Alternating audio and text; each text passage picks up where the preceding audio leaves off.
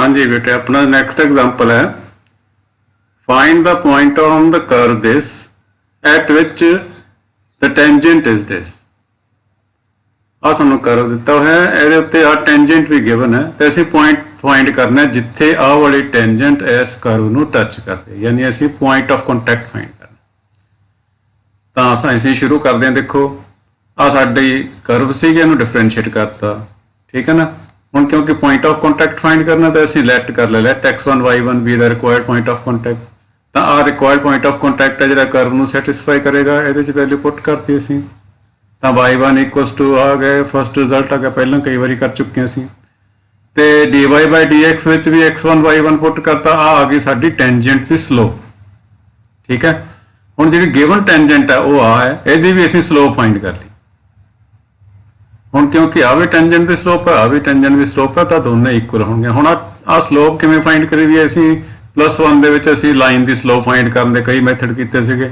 एक तो ये सीगा भी y equals to mx plus c नाल इहनूं कंपेयर करो, तो इत्थे m दी थां ते इत्थे की है 1 है, तो m की वैल्यू 1 हो गई। एक तो सीधा तरीका है। एक साडे कोले मैथड सीगा भी आ सारी टर्म्स नूं असीं लैफ्ट हैंड साइड दे विच लै जांदे हां, तो यह हो जाता y minus x plus 11 equals to 0।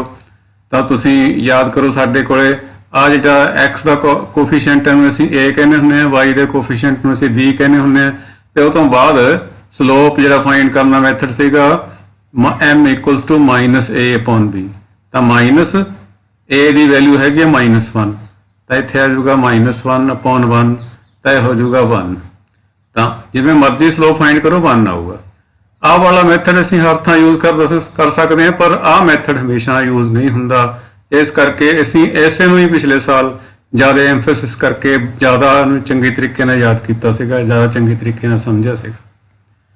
हुण क्योंकि आ साडी स्लोप है, आ भी साडी स्लोप है, दोनों स्लोप्स नूं असीं इक्वल पुट करता, तो एम टी की वैल्यू है जिहड़ी उहनूं असीं dy by dx at x1 y1 दे इक्वल पुट कर दईए। उत्थों साडे कोले x1 दीयां दो वैल्यूज आउणगीਆਂ। की वैल्यूज आ गई दोने +-2। तो x दीयां दोनों वैल्यूज तुहानूं याद होना असीं काहदे च पुट करदे हुंदे हां, फर्स्ट रिजल्ट दे विच जिथे असीं कर्व दे विच x1 y1 पुट कीता सी, y1 की वैल्यू असीं कढनी, तो उहदे च असीं इहनूं पुट करांगे। जदों x1 की वैल्यू 2 है, y1 की वैल्यू -9 है, जदों x1 की वैल्यू -2 है, y1 की वैल्यू 19 है, तो साडे कोले दो पॉइंट आ गए। एक तो आ गया 2 -9, दूसरा पॉइंट आ गया -2 ते 19। हुण दो पॉइंटां दे उत्ते दो टेंजेंट्स बन गईਆਂ। ਇਹ ਹੁਣ ਜਿਹੜੇ ਦੋਨੇ ਪੁਆਇੰਟ ਕੱਢੇ ਆ ਕਿਵੇਂ ਅਸੀਂ ਸਲੋਪ ਦੀ ਹੈਲਪ ਨਾਲ ਕੱਢੇ। ਇਹਦਾ ਮਤਲਬ ਕੀ ਹੈ, ਜਿਹੜੀ ਇਸ ਪੁਆਇੰਟ ਤੇ ਟੈਂਜੈਂਟ ਬਣੇਗੀ ਉਹਦਾ ਸਲੋਪ ਵੀ 1 ਹੋਏਗਾ, ਇਸ ਟੈਂਜੈਂਟ ਤੇ ਇਸ ਪੁਆਇੰਟ ਤੇ ਜਿਹੜੀ ਸਲੋਪ ਬਣੇਗੀ ਉਹਦਾ ਵੀ ਜਿਹੜਾ ਸਲੋਪ ਹੈ 1 ਹੋਏਗਾ। ਤਾਂ ਹੁਣ ਅਸੀਂ ਚੈੱਕ ਕਰਨਾ ਹੈ ਵੀ ਜਿਹੜੀ ਸਾਨੂੰ ਇਕੁਏਸ਼ਨ ਦਿੱਤੀ ਸੀਗੀ ਉਹ ਕਿਹੜੇ ਪੁਆਇੰਟ ਤੇ ਟੱਚ ਕਰਦੀ ਹੈ ਇਹਨਾਂ ਦੋਹਾਂ ਚੋਂ। ਤਾਂ ਕਿਵੇਂ ਪਤਾ ਲੱਗੂਗਾ, ਉਹ ਪੁਆਇੰਟ ਇਹਨੂੰ ਸੈਟੀਸਫਾਈ ਕਰੂਗਾ ਇਸ ਇਕੁਏਸ਼ਨ ਨੂੰ, ਕਿਉਂਕਿ ਜਦੋਂ ਉਹ ਪੁਆਇੰਟ ਆਫ ਕੰਟੈਕਟ ਹੈ ਤਾਂ ਮਤਲਬ ਉਹ ਇਸ ਟੈਂਜੈਂਟ ਦੇ ਉੱਤੇ ਹੋਣਾ ਚਾਹੀਦਾ। ਤਾਂ ਦੋਨੇ ਪੁਆਇੰਟਸ ਅਸੀਂ ਇਹਦੇ ਇਸ ਇਕੁਏਸ਼ਨ ਦੇ ਵਿੱਚ ਪੁੱਟ ਕਰਕੇ ਦੇਖਾਂਗੇ, ਜਿਹੜਾ ਪੁਆਇੰਟ ਇਹਨੂੰ ਸੈਟੀਸਫਾਈ ਕਰੇਗਾ ਉਹ ਇਸ tangent the point of contact ਹੋਏਗਾ। ਤਾਂ ਜੋ ਆਪਾਂ ਚੈੱਕ ਕਰਦੇ ਹਾਂ, ਆ ਦੇਖੋ ਫਸਟ ਪੁਆਇੰਟ ਅਸੀਂ ਜਦੋਂ ਪੁੱਟ ਕੀਤਾ ਉਸ ਇਕੁਏਸ਼ਨ ਦੇ ਵਿੱਚ, ਤਾਂ ਆ ਵੈल्यूज दोनों बराबर आउंदियां, left hand side right hand side दोनों बराबर है। ਇਹਦਾ मतलब आ ਜਿਹੜਾ ਪੁਆਇੰਟ है ਇਹਨੂੰ सैटिस्फाई करता इक्वेशन।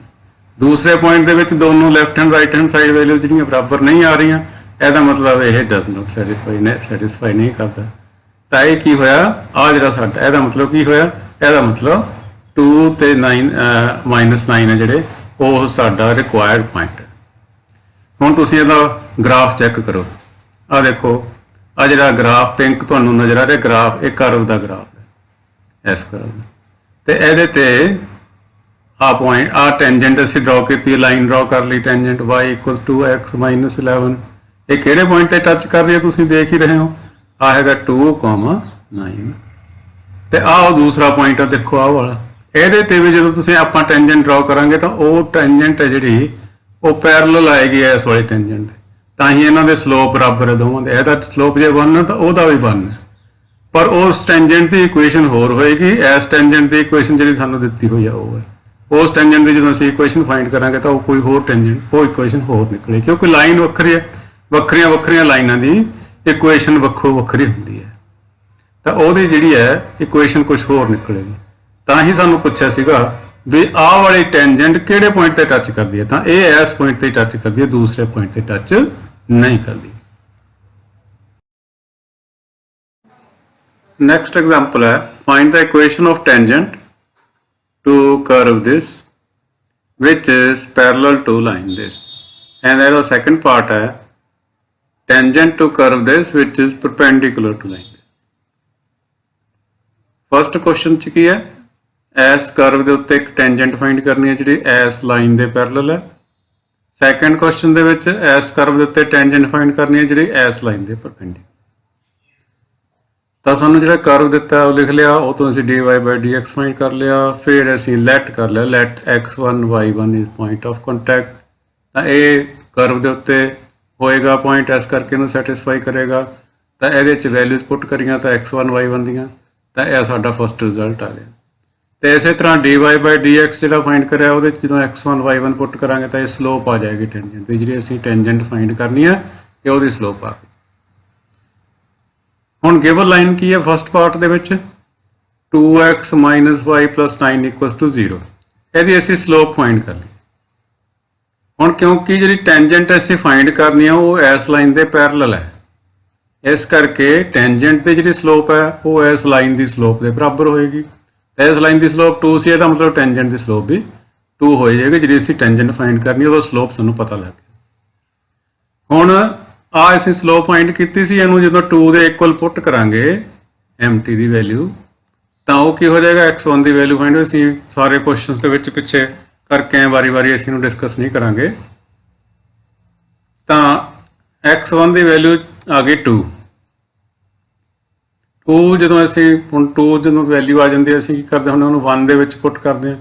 तो 1 दे विच असीं पुट करिया तो y1 की वैल्यू आ गई 7, तो साडा पॉइंट बन गया 2 7, ये हो गया पॉइंट ऑफ कॉन्टैक्ट।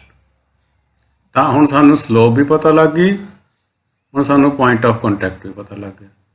असीं की कर सकते हैं, टेंजेंट की इक्वेशन फाइंड कर सकते हैं। तो असीं फाइंड की, इहदे विच वैल्यूज पुट कीतियां, आ साडा आंसर आ गया। इहदा हुण तुसीं ग्राफ भी चैक कर सकते हो, आ कर्व है जिहड़ा सानूं गिवन सीगा, ठीक है। तो आ इहदी value y equals to x² minus 2x plus 7, तो आ वो लाइन है ग्रीन वाली जी सानूं लाइन गिवन सी जिहदे पैरेलल असीं टेंजेंट बनाउणी सी। इहदा स्लोप सीगा 2, तो जी टेंजेंट उहदा भी स्लोप 2 है। तो आ वो पॉइंट ऑफ कॉन्टैक्ट है जिहदे थ्रू ये पास हो रही है 2 7। तो जो असीं टेंजेंट बनाई तो आ आंसर आ गया, यही इत्थे सीगा, देखो, ठीक है। नैक्सट हम सैकेंड पार्ट पे चलते। सैकेंड पार्ट गिवन लाइन की सी आ बड़ी, इसका स्लोप फाइंड किया। हुण क्योंकि टेंजेंट की स्लोप है जी, टेंजेंट जी हैगी है वो इस गिवन लाइन के परपेंडिकुलर है, तो साडा स्लोप परपेंडिकुलरिटी वाला फार्मूला इस लग जाऊगा। की सीगा याद करो, m1 m2 इक्वल्स टू -1, जदों दो लाइनां एक दूजे के परपेंडिकुलर होण तो उन्होंने slope m1 into m2 equal to -1 दे हुंदा। तो m2 की वैल्यू असीं किवें फाइंड करते हुंदे सी, -1 अपॉन m1। तो वही इत्थे लाया असीं फार्मूला, स्लोप ऑफ टेंजेंट की होएगी -1 अपॉन स्लोप ऑफ लाइन। तो स्लोप ऑफ लाइन 3 है, तो ये पुट करता तो एम टी की वैल्यू -1/3 आ गई। उस तरीके नाल उपर जिवें कीता सीगा, जिहड़ी स्लोप असीं कड्ढी है dy by dx at x1 y1, उहनूं असीं एम टी दे इक्वल पुट कर देंगे, उत्थों x1 की वैल्यू आऊगी 5/6। ये 1 दे विच असीं पुट कर देना, आ देखो इत्थे लिखना सी यूजिंग 1। तो 1 दे विच असीं वैल्यू पुट करती, y1 की वैल्यू आ गई, y1 इक्वल्स टू आ गया 217/36। तो पॉइंट ऑफ कॉन्टैक्ट की आ गया 5/6 217/36। ये हुण साडे कोल इक्वेशन ऑफ टेंजेंट फाइंड करते हैं।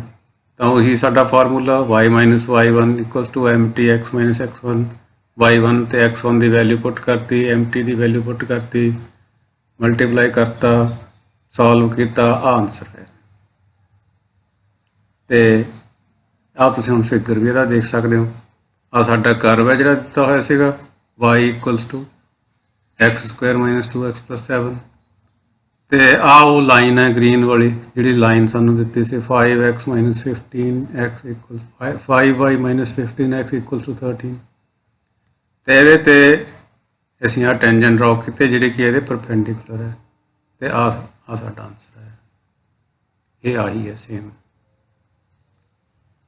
ਠੀਕ ਹੈ ਬੇਟੇ, ਇਹ ਕੁਐਸਚਨ ਹੈ ਜਿਹੜਾ ਇਹ ਸਭ ਤੋਂ ਇੰਪੋਰਟੈਂਟ ਕੁਐਸਚਨ ਹੈ, most important.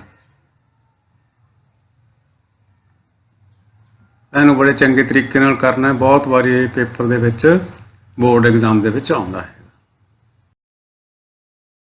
Next example, find the point on curve this at which the slope of tangent is equal to y coordinate of the point। curve ਦੇ ਉੱਤੇ ਅਸੀਂ ਉਹ ਪੁਆਇੰਟ ਫਾਈਂਡ ਕਰਨਾ ਹੈ ਜਿਹਦੇ ਉੱਤੇ ਸਲੋਪ ਟੈਂਜੈਂਟ ਦੀ ਉਸ ਪੁਆਇੰਟ ਦੇ y ਕੋਆਰਡੀਨੇਟ ਦੇ ਇਕੁਅਲ। ਠੀਕ ਹੈ ਬੇਟੇ, ਆਹ ਕੁਐਸਚਨ ਹੈ।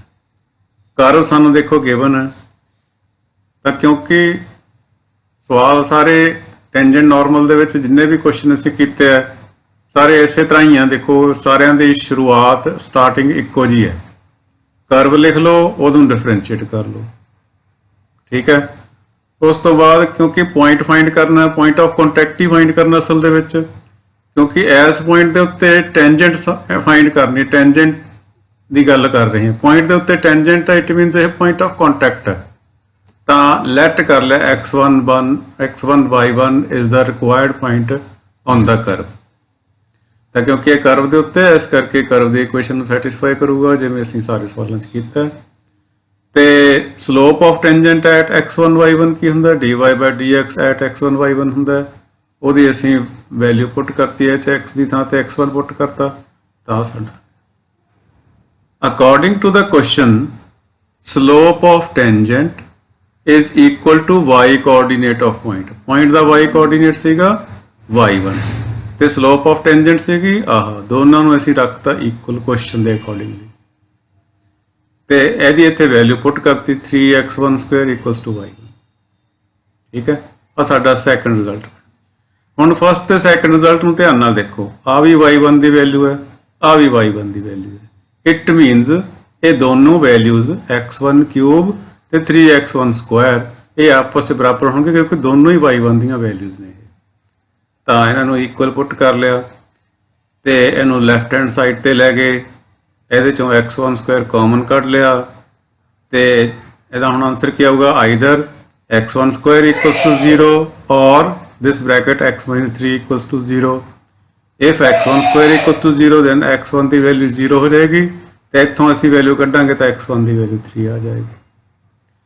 ਹੁਣ x1 ਦੀਆਂ ਦੋ ਵੈਲਿਊਜ਼ ਆ ਗਈਆਂ 0 ਐਂਡ 3। 1 ਦੇ ਵਿੱਚ ਪੁੱਟ ਕਰਕੇ ਅਸੀਂ y1 ਦੀਆਂ ਵੈਲਿਊਜ਼ ਕੱਢ ਲੈਣੀਆਂ। ਜਦੋਂ x1 ਦੀ ਵੈਲਿਊ 0 ਆਏਗੀ y1 ਦੀ ਵੀ 0 ਆ ਜਾਏਗੀ। x1 ਦੀ 3 ਆ ਜਾਏਗੀ ਤਾਂ y1 ਦੀ 3 ਦਾ ਕਿਊਬ 27 ਆ ਜਾਏਗੀ। ਤਾਂ ਦੋ ਪੁਆਇੰਟ ਆ ਗਏ ਸਾਡੇ। ਠੀਕ ਹੈ, ਤਾਂ ਇਹੀ ਸਾਡਾ ਆਨਸਰ ਹੈ। ਹੁਣ ਇਹਨੂੰ ਅਸੀਂ ਮਾੜਾ ਜਿਹਾ ਇਹਦੇ 'ਚ ਗ੍ਰਾਫ ਦੇ ਵਿੱਚ ਦੇਖ ਲਈਏ। ਆ ਸਾਡਾ ਕਰਵ ਹੈ ਦੇਖੋ। ਠੀਕ ਹੈ, ਇਹਦੇ ਤੇ ਆ ਪਹਿਲੀ ਟੈਂਜੈਂਟ ਹੈ।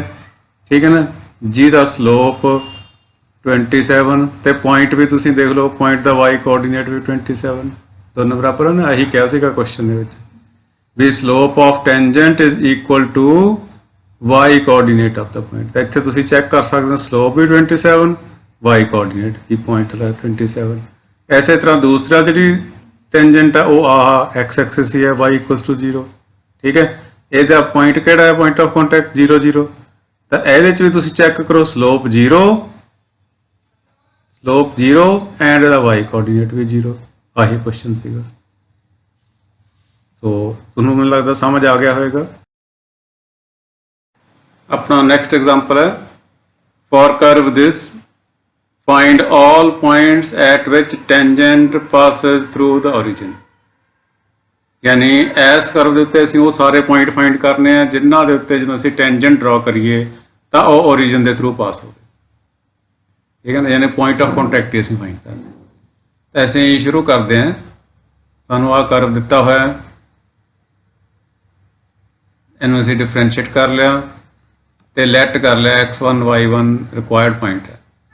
ਤਾਂ ਕਿਉਂਕਿ ਇਹ ਕਰਵ ਦੇ ਉੱਤੇ ਹੈ ਤਾਂ ਇਹਨੂੰ ਪੁੱਟ ਕਰਕੇ ਉਸੇ ਤਰ੍ਹਾਂ ਫਸਟ ਰਿਜ਼ਲਟ ਅਸੀਂ ਫਾਈਂਡ ਕਰ ਲਿਆ y1 equal to 4x1 square cube minus 2x1 ਦੀ ਪਾਵਰ 5 ਇਹਦੇ ਵਿੱਚ ਵੈਲਿਊ ਪੁੱਟ ਕੀਤੀ। ਇਸੇ ਤਰ੍ਹਾਂ dy ਬਾਈ dx ਦੇ ਵਿੱਚ x1 y1 ਪੁੱਟ ਕਰਕੇ ਸਾਡਾ ਸਲੋਪ ਆ ਗਿਆ, slope of tangent at x1 y1। ਠੀਕ ਹੈ, now equation of tangent will be y minus y1 equals to, ਇੱਥੇ ਤੁਹਾਨੂੰ ਪਤਾ ਹੈ mt into x minus x1 ਹੁੰਦਾ। ਤਾਂ mt ਦੀ ਵੈਲਿਊ ਸਾਨੂੰ ਇੱਥੇ ਪਤਾ, ਉਹੀ mt ਕੀ ਹੈ, ਸਲੋਪ ਆਫ ਟੈਂਜੈਂਟ ਹੁੰਦੀ ਹੈ, ਉਹ ਸਾਨੂੰ ਇੱਥੇ ਪਤਾ ਹੈ। ਆਹ ਵੈਲਿਊ ਅਸੀਂ ਇੱਥੇ ਫਿਲ ਕਰਤੀ। ਤਾਂ ਹੁਣ ਆ ਗਈ ਸਾਡੀ ਇਕੁਏਸ਼ਨ ਆਫ ਟੈਂਜੈਂਟ। ਹੁਣ ਕਿਉਂਕਿ ਟੈਂਜੈਂਟ origin ਦੇ ਥਰੂ ਪਾਸ ਹੁੰਦੀ ਹੈ, origin ਦੇ ਥਰੂ ਪਾਸ ਹੁੰਦੀ ਹੈ ਤਾਂ ਮਤਲਬ origin ਇਸ ਟੈਂਜੈਂਟ ਨੂੰ ਸੈਟੀਸਫਾਈ ਕਰੂਗਾ। यानी एक्स वाई की थां ते असीं 0 0 पुट कर सकते हैं। तो यही लिखना है it passes through the origin therefore इत्थे एक्स ते वाई की थां ते 0 0 पुट कर। तो की आ गया इत्थों 0 हट के माइनस y1, इत्थों आ गया माइनस x1 का मल्टीप्लीकेशन है, माइनस नूं तां असीं अगे ले इत्थे ते x1 पिछे रह गया। हुण आ माइनस ना माइनस कट्टिया जाऊगा तो y1 इक्वल्स टू आ बच गया। x1 का कर दो मल्टीप्लाई इहदे नाल, ये हो गया 12x1 क्यूब माइनस 10 x1 की पावर 5। ਹੁਣ ਦੇਖੋ ਆ ਸੈਕੰਡ ਆ ਗਿਆ ਰਿਜ਼ਲਟ ਸਾਡਾ। ਸੈਕੰਡ ਰਿਜ਼ਲਟ ਕਿਹਦੀ ਵੈਲਿਊ y1 ਦੀ, ਫਸਟ ਰਿਜ਼ਲਟ ਸੀਗਾ ਉਹ ਵੀ y1 ਦੀਆਂ ਵੈਲਿਊਜ਼ ਆ, ਦੋਨੋਂ ਹੀ y1 ਦੀਆਂ ਵੈਲਿਊਜ਼ ਆ। ਇਹਦਾ ਮਤਲਬ ਅਸੀਂ ਇਹਨਾਂ ਨੂੰ ਦੋਹਾਂ ਨੂੰ ਇਕੁਅਲ ਪੁੱਟ ਕਰ ਸਕਦੇ। ਤਾਂ ਫਰੋਮ 1 ਐਂਡ 2 ਅਸੀਂ ਵੈਲਿਊਜ਼ ਇਕੁਅਲ ਪੁੱਟ ਕਰਤੀਆਂ। 12x1 cube minus 10x1 the power 5 equals to 4x1 the cube minus 2x1 ਦੀ ਪਾਵਰ 5 ਇੱਥੇ ਪੁੱਟ ਇਹਨਾਂ ਨੂੰ ਅਸੀਂ ਲੈਫਟ ਹੈਂਡ ਸਾਈਡ ਤੇ ਲੈ ਜਾਾਂਗੇ। ਆ 4 ਉੱਧਰ ਜਾ ਕੇ ਘਟ ਜਾਊਗਾ, 12 ਚੋਂ 4 ਗਏ 8 x1 ਦੀ ਕਿਊਬ ਰਹਿ ਜਾਊਗਾ। ਆ ਮਾਈਨਸ 10 x1 ਦੀ ਪਾਵਰ 5 ਹੈ, ਆ 2 ਉੱਧਰ ਜਾ ਕੇ ਪਲੱਸ ਹੋ ਜਾਊਗਾ ਤੇ ਹੋ ਜਾਊਗਾ ਮਾਈਨਸ ਦਾ 8 ਰਹਿ ਜਾਊਗਾ। ਇਹਦੇ ਚੋਂ 8 ਤੇ x1 ਦੀ ਛੋਟੀ ਪਾਵਰ 3 ਕਾਮਨ ਆ ਜਾਊਗੀ। ਤਾਂ ਪਿੱਛੇ ਕੀ ਬਚਿਆ, ਇੱਥੇ ਤਾਂ 1 ਮਾਈਨਸ ਇੱਥੇ x1 ਦੀ ਪਾਵਰ 2 ਬਚ ਜਾਊਗੀ ਇਕੁਅਲਸ ਟੂ 0। ਤਾਂ ਇਹਦਾ ਮਤਲਬ ਜਾਂ ਤਾਂ x1 ਇਕੁਅਲ x1 ਦਾ ਕਿਊਬ ਇਕੁਅਲਸ ਟੂ 0 ਹੈ ਜਾਂ 1 minus x1 square equals to 0 ਹੈ। 8 ਤਾਂ 0 ਨਹੀਂ ਹੋ ਸਕਦਾ ਨਾ, ਤਾਂ 8 ਨੂੰ 0 ਦੇ ਇਕੁਅਲ ਨਹੀਂ ਲਿਖਣਾ ਸੀ। ਤਾਂ ਇੱਥੋਂ x1 ਦੀਆਂ ਵੈਲਿਊਜ਼ ਨਿਕਲਣੀਆਂ। ਹੁਣ ਦੇਖੋ x1 ਤੇ ਇਹਦੇ ਤੋਂ ਵੈਲਿਊ ਕੀ ਨਿਕਲੀ 0। ਇੱਥੋਂ x1 ਕਿਊਬ x1 ਦਾ ਸਕੁਆਇਰ ਹੈ ਜਿਹੜਾ ਉਹ ਇਕੁਅਲਸ ਟੂ 1 ਹੋ ਜਾਊਗਾ। ਇਹਨੂੰ ਜਦੋਂ ਅਸੀਂ ਸੋਲਵ ਕਰਾਂਗੇ ਤਾਂ x1 ਇਕੁਅਲਸ ਟੂ ਆ ਜਾਊਗਾ ਪਲੱਸ ਮਾਈਨਸ 1, ਉਹ ਅਸੀਂ ਇੱਥੇ ਲਿਖਾਂਗੇ। ਹੁਣ x1 ਦੀਆਂ 3 ਵੈਲਿਊਜ਼ ਆ ਗਈਆਂ, ਇੱਕ ਤਾਂ ਆ ਗਈ 0, ਇੱਕ ਆ ਗਈ ਪਲੱਸ 1, ਇੱਕ ਆ ਗਈ ਮਾਈਨਸ 1। ਤੇ ਤਿੰਨੇ ਵੈਲਿਊਜ਼ ਅਸੀਂ 1 ਦੇ ਵਿੱਚ ਭਰਨੀਆਂ ਨੇ। ਠੀਕ ਹੈ ਨਾ, ਤੇ y1 ਦੀਆਂ ਵੈਲਿਊਜ਼ ਫਾਈਂਡ ਕਰ ਲੈਣੀਆਂ ਨੇ। ਜਦੋਂ x1 ਦੀ ਵੈਲਿਊ 0 ਹੈ y1 ਦੀ ਵੀ 0 ਹੈ, ਜਦੋਂ 1 ਹੈ ਤਾਂ ਇਹ ਆ ਜਾਊਗੀ 2, ਜਦੋਂ ਮਾਈਨਸ 1 ਹੈ ਇਹ ਆ ਜਾਊਗੀ ਮਾਈਨਸ 2। ਤਾਂ ਆ ਸਾਡੇ ਰਿਕੁਆਇਰਡ ਪੁਆਇੰਟ ਆ ਗਏ ਜਿਨ੍ਹਾਂ ਦੇ ਉੱਤੇ ਜਦੋਂ ਅਸੀਂ ਟੈਂਜੈਂਟ ਡਰਾ ਕਰਾਂਗੇ ਤਾਂ ਉਹ origin ਦੇ ਥਰੂ ਪਾਸ ਹੋਏ। ਆ ਇੱਥੇ ਤੁਸੀਂ ਫਿਗਰ ਦੇ ਵਿੱਚ ਚੈੱਕ ਵੀ ਕਰ ਸਕਦੇ ਹੋ।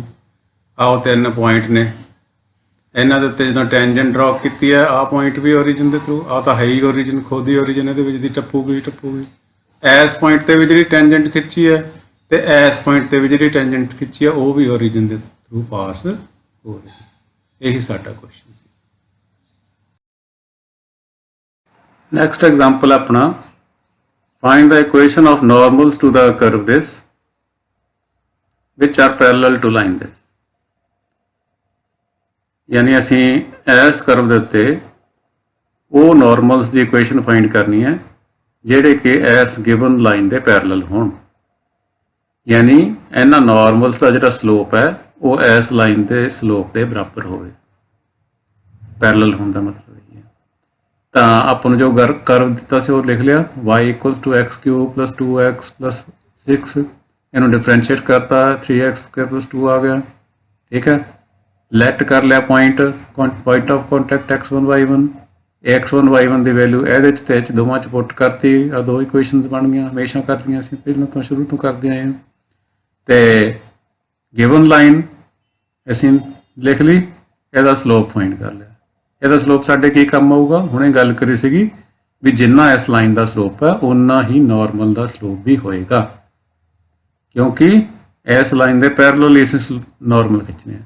ਤਾਂ ਅਸੀਂ ਲਿਖਿਆ required normal is parallel to line 3, therefore ਉਹਦਾ ਸਲੋਪ mn ਵੀ -1/14 ਦੇ ਬਰਾਬਰ ਹੋਏਗਾ। ਜਦੋਂ mn ਦੀ ਵੈਲਿਊ ਫਾਈਂਡ ਹੋਗੀ ਤਾਂ ਅਸੀਂ mt ਦੀ ਵੈਲਿਊ ਫਾਈਂਡ ਕਰ ਸਕਦੇ ਹਾਂ, ਰਿਜ਼ਲਟ ਅਸੀਂ ਜਾਣਦੇ ਹਾਂ ਪਹਿਲਾਂ ਤੋਂ ਹੀ। ਤਾਂ ਇਹਦੇ 'ਚ ਜਦੋਂ ਅਸੀਂ -1/14 ਭਰਾਂਗੇ ਕੀ ਆ ਜਾਊਗਾ, -1 ਇੱਥੇ ਸੀਗਾ ਹੀ, ਅਪੋਨ ਹੇਠਾਂ mn ਦੀ ਵੈਲਿਊ -1/14, ਤਾਂ ਮਾਈਨਸ ਮਾਈਨਸ ਕੱਟਿਆ ਗਿਆ, 14 ਉੱਪਰ ਜਾ ਕੇ ਉਲਟ ਗਿਆ, 1 + 1/14 ਉੱਪਰ ਜਾ ਕੇ 14/1 ਹੋ ਗਿਆ। ਤਾਂ mt ਦੀ ਵੈਲਿਊ ਆ ਗਈ 14। ਇਹ ਅਸੀਂ mt ਦੀ ਜੋ ਵੈਲਿਊ ਫਾਈਂਡ ਐਸੀ ਕੀਤੀ ਸੀ ਉਹਦੇ ਵਿੱਚ ਪੁੱਟ ਕਰ ਦੇਣੀ ਹੈ, ਹਮੇਸ਼ਾ ਹੀ ਕਰਿਆ ਜਿਵੇਂ ਉਸੇ ਤਰ੍ਹਾਂ ਕਰਨੀ ਹੈ। ਤਾਂ ਕੀ ਹੋਏਗਾ, ਜਦੋਂ ਅਸੀਂ ਵੈਲਿਊ ਪੁੱਟ ਕਰਾਂਗੇ ਤਾਂ x1 ਦੀਆਂ ਵੈਲਿਊਜ਼ ਫਾਈਂਡ ਹੋਣਗੀਆਂ ਸਾਨੂੰ। ਇਹਦੇ 'ਚ ਵੈਲਿਊ ਪੁੱਟ ਕਰੀ, ਸੋਲਵ ਕੀਤਾ ਤੇ x1 ਦੀਆਂ ਦੋ ਵੈਲਿਊਜ਼ ਆ ਗਈਆਂ +-2। ਜਦੋਂ x1 ਦੀ ਵੈਲਿਊ +2 ਤਾਂ y1 ਦੀ ਵੈਲਿਊ ਉਹੀ ਯੂਜ਼ਿੰਗ 1 ਫਸਟ ਰਿਜ਼ਲਟ ਨੂੰ ਯੂਜ਼ ਕਰਕੇ ਅਸੀਂ ਫਾਈਂਡ ਕਰ ਲਾਂਗੇ। ਇਸੇ ਤਰ੍ਹਾਂ ਜਦੋਂ x1 ਦੀ ਵੈਲਿਊ -2 y1 ਦੀ ਵੈਲਿਊ ਫਾਈਂਡ ਕਰ ਲਾਂਗੇ। ਤਾਂ ਸਾਡੇ ਕੋਲ ਇੱਕ ਤਾਂ ਪੁਆਇੰਟ ਆਫ ਕੰਟੈਕਟ ਆ ਗਿਆ, ਇੱਕ ਆ ਪੁਆਇੰਟ ਆਫ ਕੰਟੈਕਟ ਆ ਗਿਆ। ਤਾਂ ਫਸਟ ਜਿਹੜਾ ਪੁਆਇੰਟ ਆਫ ਕੰਟੈਕਟ ਹੈ ਇਹਦੇ ਨਾਲ ਇਕੁਏਸ਼ਨ ਆਫ ਨਾਰਮਲ ਫਾਈਂਡ ਕਰ ਲਾਂਗੇ। ਸਾਨੂੰ ਫਾਰਮੂਲਾ ਸਾਨੂੰ ਪਤਾ ਕਿਵੇਂ ਇਕੁਏਸ਼ਨ ਫਾਈਂਡ ਕੀਤੀ ਜਾਂਦੀ ਹੈ, y - y1 = mn x - x1। ਇਹਦੇ 'ਚ x1 y1 ਦੀ ਵੈਲਿਊ ਆ 2 ਤੇ 18 ਇੱਥੇ ਭਰ ਦੇਣੀ ਹੈ, ਸੋਲਵ ਕਰ ਲੈਣਾ, ਫਸਟ ਇਕੁਏਸ਼ਨ ਆ ਜਾਊਗੀ। ਇਸੇ ਤਰ੍ਹਾਂ ਸੈਕੰਡ ਇਕੁਏਸ਼ਨ ਲਈ ਵੀ ਸਾਡੇ ਕੋਲੇ ਅਸੀਂ ਉਹੀ ਵਾਲਾ ਅਸੀਂ ਯੂਜ਼ ਕਰਨਾ ਜਿਹੜਾ ਉੱਤੇ ਸੀਗਾ ਸਾਡੇ ਕੋਲੇ, y - y1 = mn x - x1। ਆ -2 + 6 -2 - 6 ਇਹਦੇ 'ਚ ਪੁੱਟ ਕਰਾਂਗੇ, ਆ ਸੋਲਵ ਕਰਾਂਗੇ ਤੇ ਆ ਸਾਡਾ ਆਨਸਰ ਆ ਜਾਊਗਾ। ਦੋ ਸਾਡੀਆਂ ਰਿਕੁਆਇਰਡ ਇਕੁਏਸ਼ਨਸ ਆ ਗਈਆਂ ਨਾਰਮਲ ਦੀਆਂ, ਜਿਹੜੀਆਂ ਕਿ ਗਿਵਨ ਲਾਈਨ ਦੇ ਪੈਰਲਲ ਸੀ। ਆ ਤੁਸੀਂ ਇੱਥੇ ਇਹਦਾ ਗ੍ਰਾਫ ਦੇ ਵਿੱਚ ਵੀ ਨੋਟ ਕਰ ਸਕਦੇ ਹੋ, ਦੇਖ ਸਕਦੇ ਹੋ। ਆ ਸਾਡੇ ਗ੍ਰਾਫ ਜਿਹੜੀ ਹੈਗੀ ਬਲੈਕ ਲਾਈਨ, ਇਹ ਹੈਗੀ ਹੈ ਕਰਵ ਦੀ ਗ੍ਰਾਫ। ਆ ਉਹ ਵਾਲੀ ਬਲੂ ਵਾਲੀ ਲਾਈਨ ਹੈ ਜਿਹੜੀ, ਇਹ ਉਹ ਲਾਈਨ ਹੈ ਜਿਹੜੀ ਸਾਨੂੰ ਗਿਵਨ ਸੀਗੀ, x + 14 y + 4 = 0। ਆ ਦੋ ਅਸੀਂ ਨਾਰਮਲ ਬਣਾਏ ਹੈ ਜਿਹੜੇ ਉਹ ਨੇ ਇਹ। ਆ ਦੇਖੋ ਆ ਹੈਗਾ -x - 14 y + 22 plus equals to -254, ਆਹੀ ਵਾਲਾ ਹੈਗਾ।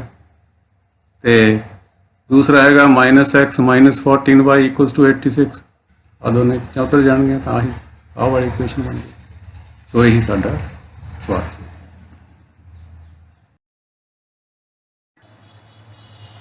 ਲਾਸਟ ਐਗਜ਼ਾਮਪਲ ਹੈ ਬੇਟੇ ਆਪਣਾ, prove that the curves this and this cuts at right angle if this result holds 8k² = 1। ਆ ਦੋਨੋਂ ਕਰਵ ਇੱਕ ਦੂਜੇ ਨੂੰ ਰਾਈਟ ਐਂਗਲ ਤੇ ਯਾਨੀ 90 ਇੱਕ ਦੂਜੇ ਨਾਲ 90 ਦਾ ਐਂਗਲ ਬਣਾਉਣਗੇ ਜੇ ਆ ਕੰਡੀਸ਼ਨ ਹੋਲਡ ਕਰਦੀ ਹੈ। ਤਾਂ ਸਮਝੀਏ ਵੀ ਦੋ ਕਰਵ ਇੱਕ ਦੂਜੇ ਨੂੰ 90 ਦੇ ਐਂਗਲ ਤੇ ਕਿਵੇਂ ਕੱਟ ਕਰਦੇ ਆ। ਇੱਕ ਆ ਸਪੋਜ਼ ਇੱਕ ਆ ਕਰਵ ਹੈ, ਇੱਕ ਆ ਕਰਵ ਹੈ। ਦੋਨੋਂ ਕਰਵ ਇੱਕ ਦੂਜੇ ਨੂੰ 90 ਤੇ ਕਦੋਂ ਕੱਟਣਗੇ, ਜਦੋਂ ਇਹਨਾਂ ਦੇ ਪੁਆਇੰਟ ਆਫ ਇੰਟਰਸੈਕਸ਼ਨ ਤੇ ਜੇ ਆਪਾਂ ਟੈਂਜੈਂਟਸ ਡਰਾ ਕਰੀਏ ਇਸ ਪੁਆਇੰਟ ਤੇ, ਇਹਦੇ ਤੇ ਵੀ ਹੇਠਲੇ ਤੇ ਵੀ, ਤਾਂ ਇਹ ਦੋਨੋਂ ਜੇ ਟੈਂਜੈਂਟਸ ਇੱਕ ਦੂਜੇ ਤੇ 90 ਦਾ ਐਂਗਲ ਬਣਾਉਂਦੀਆਂ ਤਾਂ ਕਹਿ ਲਓ ਵੀ ਆਹ ਕਰਵ ਜਿਹੜੇ ਸੀਗੇ ਦੋਨੇ, ਇਹ ਕਰਵ ਵੀ ਇੱਕ ਦੂਜੇ ਤੇ 90 ਦਾ ਐਂਗਲ ਬਣਾਉਂਦੇ ਆ। ਤਾਂ ਇਹਦੇ 'ਚ ਹੁਣ ਕੀ ਇੰਪੋਰਟੈਂਟ ਚੀਜ਼ ਹੈ, ਇੰਪੋਰਟੈਂਟ ਚੀਜ਼ ਹੈ ਪਹਿਲਾਂ ਤਾਂ ਇਹ ਫਾਈਂਡ ਕਰਨਾ ਪਊਗਾ ਸਾਨੂੰ ਵੀ ਆਹ ਇਹਨਾਂ ਦੋਵਾਂ ਕਰਵਸ ਦਾ ਪੁਆਇੰਟ ਆਫ ਇੰਟਰਸੈਕਸ਼ਨ ਕੀ ਹੈ। ਆਹ ਵਾਲਾ ਪੁਆਇੰਟ ਫਾਈਂਡ ਕਰਾਂਗੇ ਪਹਿਲਾਂ, ਫਿਰ ਇਸ ਪੁਆਇੰਟ ਦੇ ਉੱਤੇ ਫਸਟ ਇਸ ਕਰਵ ਦੀ ਜਿਹੜੀ ਟੈਂਜੈਂਟ ਆ ਉਹਦੀ ਸਲੋਪ ਫਾਈਂਡ ਕਰਾਂਗੇ। ਐਸੇ ਪੁਆਇੰਟ ਦੇ ਉੱਤੇ ਜਿਹੜਾ ਸੈਕੰਡ ਕਰਵ ਸੀਗਾ ਸਾਡਾ, ਉਹਦੀ ਟੈਂਜੈਂਟ ਦੀ ਵੀ ਸਲੋਪ ਫਾਈਂਡ ਕਰਾਂਗੇ। ਤੇ ਦੋਵਾਂ ਸਲੋਪਸ ਦੇ ਉੱਤੇ ਕਿਉਂਕਿ ਦੋਨੇ ਜਿਹੜੀਆਂ ਟੈਂਜੈਂਟਸ ਇੱਕ ਦੂਜੇ ਤੇ 90 ਦਾ ਐਂਗਲ ਬਣਾਏ ਪਰਪੈਂਡੀਕੂਲਰ ਦੋਵਾਂ, ਤਾਂ ਸਾਡੇ ਕੋਲੇ ਫਿਰ ਆਹ ਵਾਲਾ ਰਿਜ਼ਲਟ ਹੁੰਦਾ ਜੇ ਸਾਨੂੰ ਦੋਵੇਂ ਸਲੋਪਸ ਪਤਾ ਲੱਗ ਜਾਣ। m1 m2 = -1 ਪਰਪੈਂਡੀਕੂਲਰਿਟੀ ਵਾਲੀ ਕੰਡੀਸ਼ਨ ਹੈ ਸਾਡੀ, ਪਿਛਲੇ ਸਾਲ ਪੜ੍ਹੀ ਸੀ, ਉਹ ਅਸੀਂ ਅਪਲਾਈ ਕਰਾਂਗੇ ਤੇ ਆਹ ਵਾਲਾ ਆਨਸਰ ਸਾਡਾ ਆ ਜਾਊਗਾ। ਤਾਂ ਦੋਨੇ ਕਰਵ ਅਸੀਂ ਨੋਟ ਕਰ ਲਏ ਫਸਟ ਸੈਕੰਡ, ਠੀਕ ਹੈ ਨਾ। ਹੁਣ ਅਸੀਂ ਪਹਿਲਾਂ ਫਾਈਂਡ ਕਰੀਏ ਇਹਨਾਂ ਦੋਹਾਂ ਦਾ point of intersection. Point of intersection find ਕਰਨ ਦਾ ਕੀ ਤਰੀਕਾ ਹੈ, ਫਸਟ ਜਾਂ ਸੈਕੰਡ ਕਰਵ ਚੋਂ x ਜਾਂ y ਦੀ ਇੱਕ ਦੀ ਵੈਲਿਊ ਫਾਈਂਡ ਕਰਾਂਗੇ, ਉਹ ਵੈਲਿਊ ਦੂਸਰੇ 'ਚ ਪੁੱਟ ਕਰ ਦਾਂਗੇ। ਜਿਵੇਂ ਫਸਟ 'ਚੋਂ ਫਾਈਂਡ ਕਰੇ ਲਈ ਤਾਂ ਦੂਸਰੇ 'ਚ ਪੁੱਟ ਕਰਨੀ ਹੈ, ਜੇ ਸੈਕੰਡ 'ਚੋਂ ਉਹਦੀ ਵੈਲਿਊ ਲਈ ਹੈ ਤਾਂ ਫਸਟ 'ਚ ਪੁੱਟ ਕਰਨੀ ਹੈ। ਹੁਣ ਤੁਸੀਂ ਇੱਥੇ ਦੇਖੋ x ਦੀ ਵੈਲਿਊ y² ਫਸਟ 'ਚੋਂ ਸਾਨੂੰ ਦਿਖਾਈ ਦੇ ਰਹੀ ਹੈ, ਇਹ ਅਸੀਂ ਸੈਕੰਡ ਵਾਲੇ ਕਰਵ 'ਚ ਪੁੱਟ ਕਰ ਦਾਂਗੇ x ਦੀ ਥਾਂ ਤੇ y²। ਤਾਂ ਉਹਦੇ ਤੋਂ ਇੱਕ ਆਨਸਰ ਆ ਜਾਊਗਾ, x ਦੀ ਵੈਲਿਊ ਆ ਜਾਊਗੀ, ਸੌਰੀ y ਦੀ ਵੈਲਿਊ ਆ ਜਾਊਗੀ। ਉਸ ਤੋਂ ਫਿਰ ਗਾਂ ਅਸੀਂ ਫਾਈਂਡ ਕਰ ਸਕਦੇ ਹਾਂ। ਜਿਵੇਂ ਆ ਦੇਖੋ, to find the point of intersection of both curves we put the value of x from 1 and 2 we get. ਤਾਂ ਕੀ ਕਰਿਆ, x ਦੀ ਵੈਲਿਊ y² 'ਚ ਪੁੱਟ ਕਰੀ ਤੇ ਹੋ ਗਿਆ y² into y equals to k, ਠੀਕ ਹੈ। ਤੇ ਹੋ ਗਿਆ y the power 3 equals to k, ਤਾਂ y equals to k ਹੋ ਜਾਊਗਾ k to the power 1/3। ਹੁਣ x ਦੀ ਵੈਲਿਊ ਕਿੱਦਾਂ ਫਾਈਂਡ ਹੋਏਗੀ, x ਦੀ ਵੈਲਿਊ ਫਾਈਂਡ ਕਰਨ ਵਾਸਤੇ ਅਸੀਂ ਕਿਸੇ ਵੀ ਇੱਕ ਦੇ ਵਿੱਚ ਦੋਹਾਂ ਚੋਂ y ਦੀ ਵੈਲਿਊ ਪੁੱਟ ਕਰ ਦਿਆਂਗੇ। ਦੋਵੇਂ ਦੋ ਇਕੁਏਸ਼ਨਸ ਨਹੀਂ ਸਾਡੇ ਕੋਲੇ, ਦੋਵਾਂ ਚੋਂ ਕਿਸੇ ਵੀ ਇਕੁਏਸ਼ਨ ਦੇ ਵਿੱਚ y ਦੀ ਵੈਲਿਊ ਪੁੱਟ ਕਰ ਦਿਆਂਗੇ ਤਾਂ x ਦੀ ਵੈਲਿਊ ਨਿਕਲੇਗੀ। ਜਿਵੇਂ ਫਸਟ ਇਕੁਏਸ਼ਨ 'ਚ ਹੀ ਪੁੱਟ ਕਰ ਸਕਦੇ ਹਾਂ ਅਸੀਂ, ਤਾਂ ਫਸਟ ਇਕੁਏਸ਼ਨ 'ਚ ਪੁੱਟ ਕਰਾਂਗੇ ਤਾਂ ਕੀ ਹੋਏਗਾ, x equals to y ਦੀ ਥਾਂ ਤੇ k to the power 1/3 the Square, ਇਹ ਹੋ ਜਾਊਗੀ k to the power 2/3। ਆਹੀ x ਦੀ ਵੈਲਿਊ। ਤਾਂ ਹੁਣ ਆ x y ਦੀਆਂ ਵੈਲਿਊਜ਼ ਆ ਗਈਆਂ, ਆ ਸਾਡਾ ਪੁਆਇੰਟ ਬਣ ਗਿਆ, ਪੁਆਇੰਟ ਆਫ ਇੰਟਰਸੈਕਸ਼ਨ, ਆਹ ਵਾਲਾ ਪੁਆਇੰਟ, ਠੀਕ ਹੈ। ਹੁਣ ਅਸੀਂ ਇਸ ਪੁਆਇੰਟ ਤੇ ਟੈਂਜੈਂਟਸ ਦੀ ਸਲੋਪ ਫਾਈਂਡ ਕਰਨੀ ਹੈ, ਫਸਟ ਕਰਵ ਦੀ ਟੈਂਜੈਂਟ ਦੀ ਵੀ ਤੇ ਸੈਕੰਡ ਕਰਵ ਦੀ ਟੈਂਜੈਂਟ। ਉਹਦੇ ਲਈ ਸਾਨੂੰ ਕੀ ਚਾਹੀਦਾ ਹੁੰਦਾ, dy/dx। ਤਾਂ ਇਹਨਾਂ ਨੂੰ ਡਿਫਰੈਂਸ਼ੀਏਟ ਕਰਾਂਗੇ ਫਸਟ ਤੇ ਸੈਕੰਡ ਕਰਵ ਨੂੰ। ਫਸਟ ਕਰਵ ਨੂੰ ਡਿਫਰੈਂਸ਼ੀਏਟ ਕੀਤਾ ਤਾਂ ਲੈਫਟ ਹੈਂਡ ਸਾਈਡ ਤੇ 1 ਆ ਗਿਆ, ਰਾਈਟ ਹੈਂਡ ਸਾਈਡ ਤੇ ਆ ਜਾਊਗਾ 2y² ਸੀਗਾ, ਬਣ ਗਿਆ 2y dy/dx। ਤੇ ਤੋਂ dy/dx ਦੀ ਵੈਲਿਊ ਫਾਈਂਡ ਕਰਾਂਗੇ, ਆ ਉੱਧਰ ਜਾ ਕੇ ਡਿਵਾਈਡ ਹੋ ਜਾਊਗਾ, ਤਾਂ dy/dx equals to 1/2y। ਤਾਂ ਹੁਣ ਸਲੋਪ ਆਫ ਟੈਂਜੈਂਟ ਆ ਤਾਂ dy/dx ਆ ਗਿਆ। ਤਾਂ slope of tangent at point of intersection ਕੀ ਆਊਗਾ, ਉਹਨੂੰ ਅਸੀਂ m1 ਲੈ ਲਿਆ। m1 ਦੀ ਵੈਲਿਊ ਕੀ ਆਏਗੀ, ਇਹ 'ਚ ਪੁੱਟ ਕਰਾਂਗੇ ਆਹ ਪੁਆਇੰਟ। ਤਾਂ ਇਹ 'ਚ y ਹੈ ਤਾਂ y ਦੀ ਥਾਂ ਤੇ ਅਸੀਂ k to the power 1/3 ਪੁੱਟ ਕਰਤਾ, ਤਾਂ ਇਹ ਹੋ ਗਿਆ 1/2 k to the power 1/3। ਇਸੇ ਤਰ੍ਹਾਂ ਸੈਕੰਡ ਜਿਹੜਾ ਸਾਡਾ ਕਰਵ ਸੀ ਉਹ ਕੀ ਸੀਗਾ, xy equals to k, ਉਹਨੂੰ ਵੀ ਡਿਫਰੈਂਸ਼ੀਏਟ ਕਰਾਂਗੇ। ਤਾਂ ਇੱਥੇ ਦੋ ਚੀਜ਼ਾਂ ਦਾ ਮਲਟੀਪਲਾਈ ਹੈ, ਤਾਂ ਉਸੇ ਤਰ੍ਹਾਂ u ਵੀ ਫਾਰਮੂਲਾ, x ਨੂੰ ਛੱਡਤਾ y ਦਾ ਡਿਫਰੈਂਸ਼ੀਏਸ਼ਨ, ਫਿਰ y ਨੂੰ ਛੱਡਤਾ x ਦਾ ਡਿਫਰੈਂਸ਼ੀਏਸ਼ਨ 1, k ਦਾ ਡਿਫਰੈਂਸ਼ੀਏਸ਼ਨ ਕਾਂਸਟੈਂਟ ਹੋਣ ਕਰਕੇ 0। ਤਾਂ dy/dx equals to ਆ ਜਾਊਗਾ -y ਬਣ ਕੇ। ਆ ਪਹਿਲਾਂ y ਨੂੰ ਇੱਧਰ ਲਿਆਓ, ਮਾਈਨਸ ਦਾ ਹੋ ਗਿਆ, x ਆ ਕੇ ਡਿਵਾਈਡ ਹੋ ਜਾਊਗਾ, ਤਾਂ -y/x ਆ ਜਾਊਗਾ। ਤਾਂ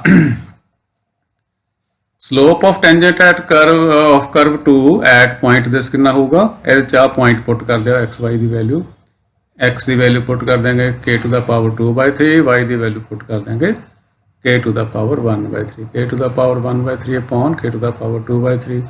ਆ ਉੱਪਰ ਜਾ ਕੇ ਪਾਵਰ ਘਟ ਜੂਗੀ, k ਦੀ ਪਾਵਰ 1/3 ਦੇ ਵਿੱਚੋਂ 2/3 ਮਾਈਨਸ ਹੋ ਜਾਊਗੀ, ਤਾਂ k ਦੀ ਪਾਵਰ -1/3 ਤਾਂ -k to the power -1/3 m2 ਦੀ ਵੈਲਿਊ ਹੈ।